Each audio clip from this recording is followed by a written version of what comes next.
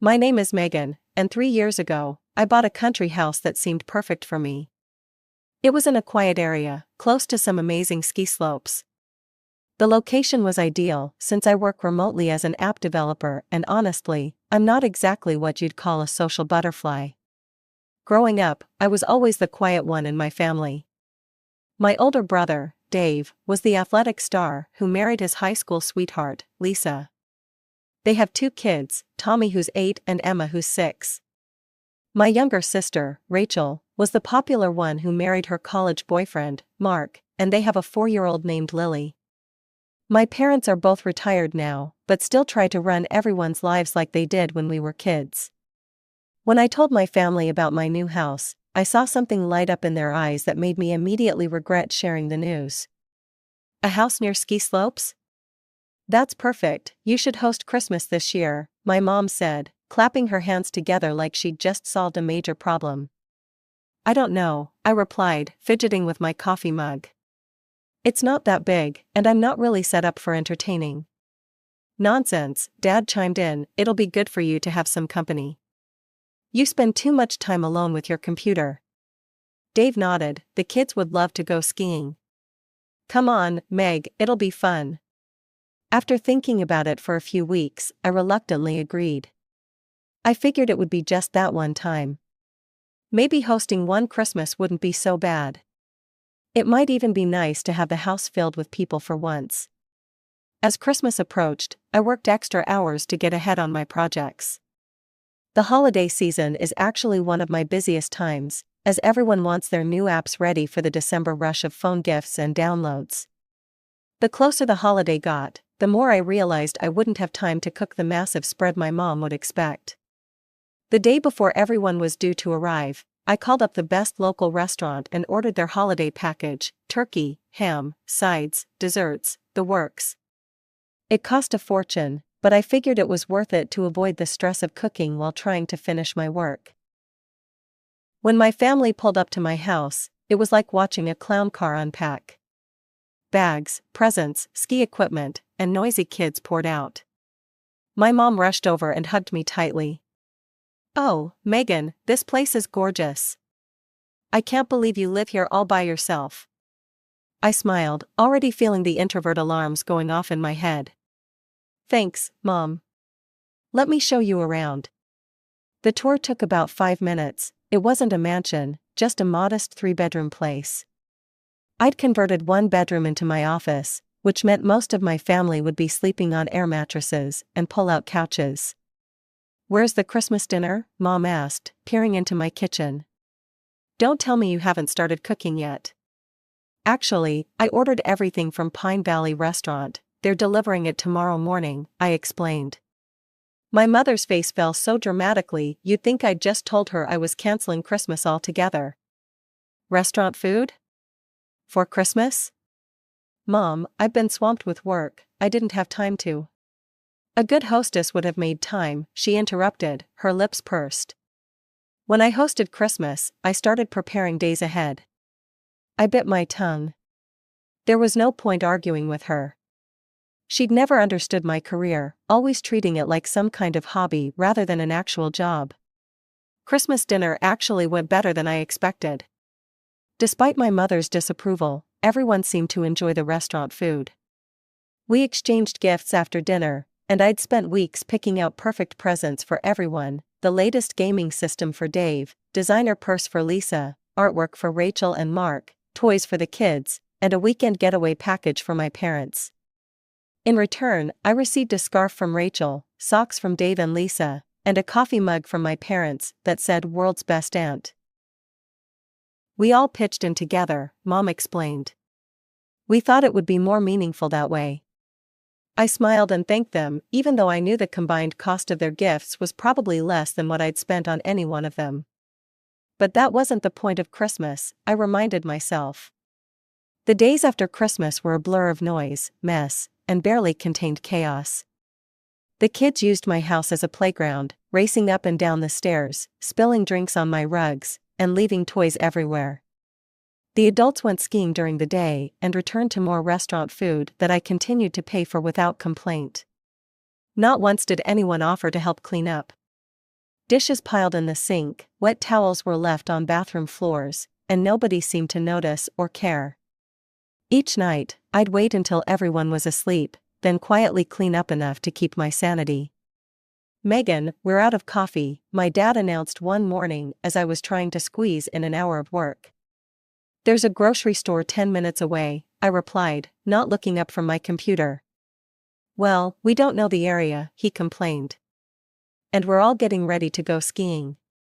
I looked up at him standing there in his new ski pants that I'd bought him for Christmas. "I'll go get some after I finish this section." "We wanted to have coffee before we head out," he pressed. So I closed my laptop, got dressed, and drove to the store, while everyone else continued getting ready for their day of fun. By New Year's Eve, I was exhausted and behind on my work. I hadn't had a moment to myself in a week, and my bank account was feeling the strain of feeding 9 people restaurant meals every day. "This has been so wonderful," Mom said as we clinked glasses at midnight. "We should do this every year." I nearly choked on my champagne. The next morning, they all packed up to leave. Not one of them stripped a bed or washed a dish. They hugged me goodbye, thanked me for everything, and drove away, leaving me with a house that looked like it had been hit by a tornado. A year passed quickly. My work kept me busy, and I was grateful for the peace and quiet of my house. Mom and Dad would call occasionally, usually on holidays or my birthday, but they never mentioned Christmas again, which gave me hope that maybe they'd forgotten about making it a tradition. That hope was shattered exactly 2 weeks before Christmas when my phone rang. Mom called with her extra cheerful voice to announce they were all coming back to my place for Christmas this year. My stomach dropped immediately. Before I could protest further, she hung up. I spent the next few days weighing my options but ultimately did what I always did. I started preparing for their arrival. I cleared my schedule as much as possible, stocked the refrigerator, and mentally prepared myself for another week of chaos.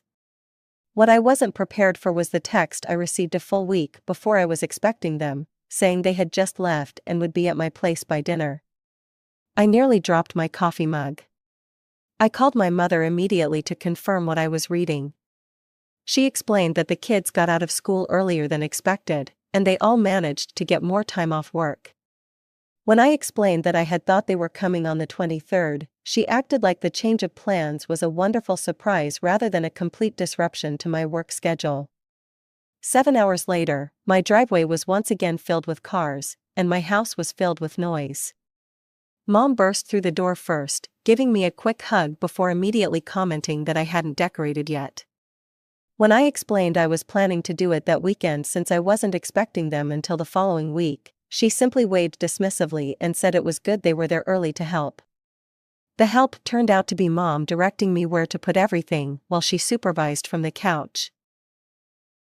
Meanwhile, the kids were already making themselves at home, pulling out toys and games and spreading them across my freshly vacuumed floor. Soon after, Mom announced there was nothing to eat in the house. I reminded her I wasn't expecting them until the following week and offered to cook something in an hour, but she insisted on ordering from the expensive restaurant we had used last year. I handed over my credit card, knowing I'd probably regret it. "Just the essentials, Mom, I've already spent a lot this week." She patted my cheek like I was still 12 years old. "Don't worry about money during the holidays, dear, family is what matters." 2 hours later, she returned with bags of prepared meals from the gourmet section of the grocery store, 3 expensive bottles of wine, and a receipt that made me wince. "Mom, this is way more than we need." "When I'm on vacation, I like to enjoy myself," she replied, unpacking the bags. "Besides, I never get to relax at home. There's always so much cooking and cleaning to do." Christmas morning arrived, and once again, I had ordered a full holiday meal from Pine Valley Restaurant. It cost even more this year, but watching my family's faces light up as they dug into the food almost made it worth it. After dinner, came the gift exchange. I had once again spent weeks choosing perfect gifts for everyone, a drone for Dave that he'd been talking about for months, designer winter boots for Lisa, a spa package for Rachel, a high-end watch for Mark, and toys the kids had specifically asked for. For my parents, I'd splurged on a weekend at a luxury mountain resort. When it was my turn to open gifts, they handed me a medium-sized box from all of them. Inside was a coffee maker, not a high-end one, but the kind you'd find on sale at any department store. The price tag was still partially visible on the bottom. Rachel explained that they had all pitched in because they knew how much I loved coffee. I forced a smile and thanked them, holding back from pointing out that I already had a perfectly good coffee maker they'd been using all week, or that the combined value of their gift was probably less than a tenth of what I'd spent on them. That evening, as everyone relaxed in the living room, I found myself cleaning the kitchen alone. The sink was piled high with dishes, and the counters were covered in food spills. I'd been at it for nearly an hour when Rachel walked in to get another glass of wine. "This place is a mess," she commented, looking around. "Yeah," I agreed, hoping she'd take the hint and offer to help. Instead, she filled her glass and said, "Mom's asking if there's any of that chocolate cake left from yesterday." I dried my hands on a towel and turned to face her. "Rachel, would you mind helping me with these dishes? There's a lot, and I've been cleaning up after everyone all week." She looked genuinely surprised. "Seriously?" "I'm on vacation, Megan, and the kids are finally settled watching a movie." "I'm on vacation too," I pointed out, "or at least, I'm supposed to be. But I've been working and cleaning and paying for everything." She rolled her eyes. "It's your house, you can't expect guests to clean." "I can expect family to pitch in," I countered, "especially when they invited themselves." Rachel's face hardened. "I'll go get Mom." Minutes later, both Mom and Rachel returned to the kitchen with indignant expressions. Mom took Rachel's side, stating firmly that they wouldn't clean during their vacation and suggesting that if I didn't want to host, I shouldn't have invited them. New Year's Day arrived, and I was counting down the hours until everyone would leave. But at dinner, Dad announced that they'd all been having such a great time that they had arranged to take more time off and would be staying for another 2 weeks. I was stunned, explaining that this wasn't what we had planned and that I had work and deadlines to consider. Mom dismissed my concerns, suggesting I should be happy to have family around longer and implying that my career making phone games was less important than family. The 2 additional weeks my family stayed were absolute hell. Mom kept demanding money for food, insisting that since they were on vacation, they deserved to eat well. Dad spent most of his time on the slopes, coming back only to eat and sleep. Dave and Rachel barely supervised their kids, who were getting more restless by the day from being cooped up. My work suffered terribly. I tried explaining to my family that I needed quiet time to code, but they treated my job like it was some kind of hobby I could set aside whenever they wanted attention. One particularly stressful day, my boss called me directly. "Megan, is everything okay? You haven't been responding to emails, and the client is getting anxious about the timeline." I locked myself in the bathroom to take the call, because it was the only quiet place in the house. "I'm sorry, Jack. I've had some family situations come up. I understand personal emergencies happen, but this project is time sensitive. Can you get back on track by Friday?" I promised I would, knowing it meant pulling all-nighters after everyone went to bed. That evening, I worked frantically in my office only to be interrupted 10 minutes later by the unmistakable sound of my office door opening. I spun around to find my nephew standing at my computer desk. "Can we play a game?" Tommy asked, already reaching for my mouse. "No," I said sharply, jumping up from my chair. "This is my work computer, it has important files on it." "But we're bored," Emma whined. "Where are your parents?" I asked. "Mom said to find something quiet to do," Tommy replied, still eyeing my computer. I took a deep breath. This isn't a place for kids to play. "Please go find your mom and tell her I said you need supervision." They reluctantly left, and I locked the door behind them. 15 minutes later, there was a loud knock. "Megan, open up," it was Rachel. I opened the door to find my sister standing there with both kids, looking annoyed. "The kids said you yelled at them," she accused. "I didn't yell, I told them they can't play with my work computer. That computer has all my work projects on it. If they accidentally delete something or download a virus, I could lose weeks of work." Rachel rolled her eyes. You're being dramatic. They just wanted to play a game. Then set them up with a game in the living room, I suggested, or take them outside. Or watch them yourself instead of sending them to bother me while I'm working. Her face hardened. You know, Megan, this is why you're alone. You have no idea what it's like to be a parent. We don't get to just lock ourselves away when things get inconvenient. No, you just dump your kids on other people and call it a vacation, I snapped back. Rachel's mouth fell open. Wow, just wow. She turned and marched away, kids in tow. I knew I'd pay for that comment later, but in the moment, I was too frustrated to care. Sure enough, at dinner that night, Rachel had apparently shared our conversation with everyone. The table was unusually quiet until Mom broke the silence. Megan, Rachel told us what you said to her today. I think you owe her an apology. She works very hard as a mother, and for you to suggest she's not doing her job. That's not what I said, I interrupted. I said she shouldn't expect me to watch her kids while I'm working. You don't understand how exhausting it is to be a parent, Rachel chimed in. You have no responsibilities except to yourself. I looked around the table. No responsibilities? I'm responsible for this house, for my career, and apparently for feeding and housing all of you for a month without any help or consideration. Oh, here we go again with the poor me routine, Rachel said, making air quotes. You're just bitter, because you're alone. The table fell silent again. I stared at my sister, then at my parents, waiting for someone to defend me. No one did, they just looked uncomfortable. You're right, I finally said, my voice quiet. I don't know what it's like to be a parent.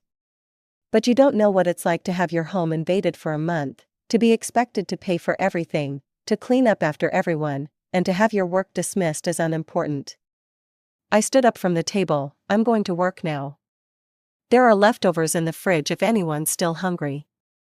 I spent the rest of the evening in my office, ignoring the sounds of the TV and occasional bursts of laughter. Part of me wished I could join them, be the fun aunt and sister they wanted me to be. But another part of me was just counting down the days until I could have my peace and quiet back. Finally, their extended vacation came to an end. As they packed up their cars, I stood on the porch, a mixture of relief and sadness washing over me. Despite everything, they were still my family. Mom hugged me last. It's been wonderful, Megan. Though I have to say, you could have been more hospitable. We're all a bit disappointed with how you've acted. I pulled back, stunned. Disappointed? With me? Well, yes, the attitude, the complaints about cleaning, not wanting to spend time with the kids. We're family, Megan. Family supports each other. I opened my mouth to argue, then closed it again. There was no point, they would never see my side of things. Have a safe trip home, I said instead. As they drove away, I didn't wave. I just went back inside, closed the door, and leaned against it. The house was so quiet I could hear the clock ticking in the kitchen. Life without family drama was pretty sweet. My work thrived, I got a substantial raise, and I finally had the peace and quiet I craved. But 2 months before Christmas my social media notifications started blowing up. It was my sister Rachel posting photos of her kids on skis with the caption, "Getting ready for our annual Christmas ski trip at Aunt Megan's." My heart raced as I scrolled through the comments. Not only were my immediate family members planning their annual invasion, but other relatives were commenting too. Can't wait to join you all this year. Save room for us. Best Christmas tradition ever. With shaking hands, I called my mother. Mom, we need to talk about Christmas, I said as soon as she answered. Oh, Megan, I was just about to call you, she sounded thrilled. I have such exciting news. Everyone had such a wonderful time at your place last year that I mentioned it at your cousin Jen's wedding. Now the whole family wants to come. Not just us, but Uncle Steve and Aunt Laura, their kids, Grandma Betty, your cousins from your father's side, about 20 people in total. Isn't that wonderful? Before I could respond, she hung up. I sat there, staring at my phone, rage building inside me. Without thinking, I opened my social media account and typed, "Public service announcement, I am not hosting any family members at my house this Christmas. I repeat, no one is invited to my house for the holidays. Make other plans." I posted it, turned off my phone, and went for a long hike to clear my head. When I returned and checked my notifications, I was shocked. Instead of angry responses, my family members had commented with laughing emojis and messages like, "Haha, good one, Meg. Classic Megan humor. See you in December." They thought I was joking. That's when I made my decision. If they wouldn't listen to my words, they'd have to learn from my actions. I went to the grocery store and stocked up on enough food and wine to last me through the holidays. Then I called a security company and had cameras installed around my property. I notified my neighbors of the situation and waited. Sure enough, exactly 1 week before Christmas, a caravan of cars pulled into my driveway. Through my security cameras, I watched as 20 people, including my parents, siblings, their kids, and extended family I barely knew, piled out with luggage, presents, and ski equipment. They rang the doorbell, I didn't answer. They knocked louder, I stayed silent. Finally, my dad called my phone. "Megan, we're all here, open up." "No," I said calmly, "I told you repeatedly that I wasn't hosting Christmas. You chose not to listen." I hung up and muted my phone. Through the cameras, I watched as my family huddled together in the cold. Mom was gesturing wildly, clearly ranting about my behavior. Rachel was trying to console her crying kids. Dave was pounding on my door. The doorbell rang continuously for 20 minutes. Then I saw something that made me grab my phone immediately. The kids were making snowballs and throwing them at my windows. I called Rachel. "Tell your kids to stop throwing things at my house right now." "They're just playing," she snapped, "if you'd let us in." "I have security cameras recording everything," I interrupted. "If they break a window, I'll report the damage to the police." After I hung up, the adults quickly stopped the kids from throwing more snowballs, but the shouting got louder. My neighbors noticed the commotion and came over. Through the cameras, I could see my elderly neighbor Mr. Peterson talking firmly to my family. A few minutes later, my phone rang again. It was Mr. Peterson. "Megan, your family says you've locked them out. Is everything okay?" "Yes, Mr. Peterson. I repeatedly told them not to come, but they showed up anyway. I'm not letting them in." "I see," he said slowly. "Well, they're causing quite a disturbance. If they don't quiet down or leave soon, I'm afraid I'll have to call the police." "I understand, thank you for letting me know." When I hung up, I turned up the volume on my security system. I could hear Mr. Peterson relaying our conversation to my family. "This is private property," he was explaining. "If Megan doesn't want to let you in, that's her right. And you're disturbing the neighborhood. I suggest you all find somewhere else to go before the police get involved." The looks of disbelief on my family's faces were almost comical. They'd never imagined their plan could fail so completely. After a heated discussion among themselves, they finally started packing back into their cars. The fallout was swift and dramatic. The next day, Rachel posted a long, tearful video about how I had abandoned my family at Christmas and left children out in the cold. My social media was flooded with angry comments from relatives and even some old school friends who'd heard the story. I didn't respond to any of it. I didn't try to defend myself or explain why I'd done what I did. They'd never bothered to listen to me before, so why would they start now? Instead, I invited a few close friends over for Christmas dinner. We cooked together, exchanged modest gifts, played board games, and didn't once mention my family drama. It was the most peaceful, enjoyable Christmas I'd had in years. In the months that followed, my phone remained silent. No calls from Mom on my birthday. No texts from my siblings about their kids' activities. No invitations to family gatherings. I was officially the black sheep, the cruel daughter who had turned her back on family tradition. And honestly, it was exactly what I wanted. Maybe someday they'd realize how they'd taken advantage of me. Maybe they'd understand that true family respects boundaries and doesn't treat one member like a free hotel service. Maybe they'd acknowledge that what they'd been doing was selfish and unfair. But even if that day never came, I was okay with it. I had finally stood up for myself, and that was worth more than any family approval. My house was mine again, my time was mine again, my life was mine again,